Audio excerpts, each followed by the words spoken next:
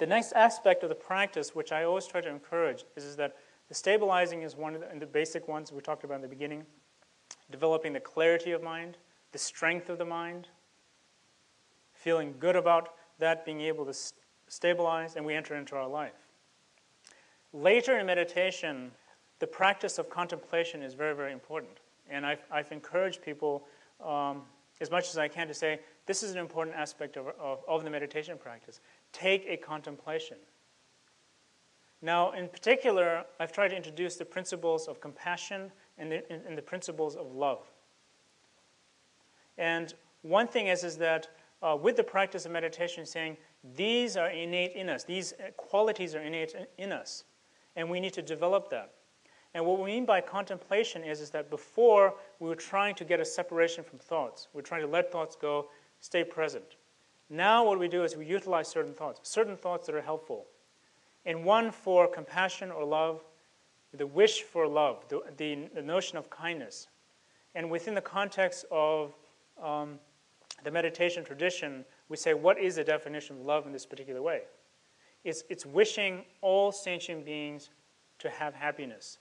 Whoever we encounter, we look into their eyes, and our intention for them is saying, oh, I hope that person has happiness. I hope that person is able to achieve what they want in life, whatever it may be, if it's a small thing or it's a big thing. You know, if they have a cut on their finger, may it heal. May they, in the larger context, may they be Buddha. May they achieve enlightenment.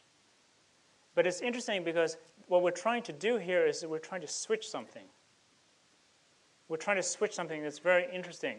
When we begin to do this in meditation, what we begin to find is that as we begin to follow our thought pattern, as we begin to see what's happening, we realize all our thinking, or most of our thinking is about me. And that we realize that as we get up in the morning, it's usually how we define a good day or a bad day is what happened for me. If things worked out well for me today, it's a good day. If I got the right parking spot and I got the right thing and they had my favorite thing on the menu and whatever it was, say, oh, it was a good day for me.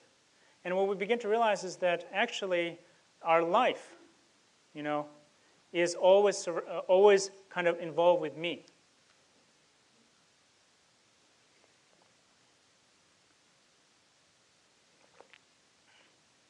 The search for happiness in this particular way, the search for satisfying me, in Buddhist language is called samsara. And samsara is a word that means circular. And what that means is that we're spinning our wheels. We think, the way I like to think about it sometimes is, samsara is, there's a lot of complicated ways we can talk about it, but we can say samsara is that feeling, that sense in the mind saying, oh, just one more thing, just one more bite, just one more word, just one more thing, and then I'll be fine. And then we realize that 20 years later, it's just that one more bite, is the one more thing. And we begin to realize, what is this leading to in my life? What is this? What kind of fruition is coming about? So at a certain point, we say, oh, maybe I need to change the perspective of how I'm living. I need to now put others first. And that's the notion of compassion and love.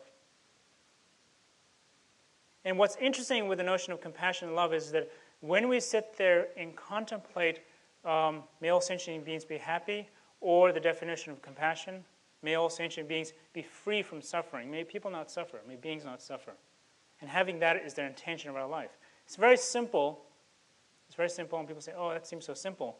But then we kind of flip it around saying, what else is our attitude? What else is going on in our mind? Usually, I hope it works out for me. What about me? What are you going to give me? And we begin to look and saying, we have these two choices. What about me or what about others? And what's interesting with the practice of what about others is that what kind of feeling does that leave with us with? How do we feel? We usually feel happy. We usually feel joyous. And what I like to think is that, one of my favorite sayings is, if you want to be miserable, think about yourself. And if you want to be happy, think about others.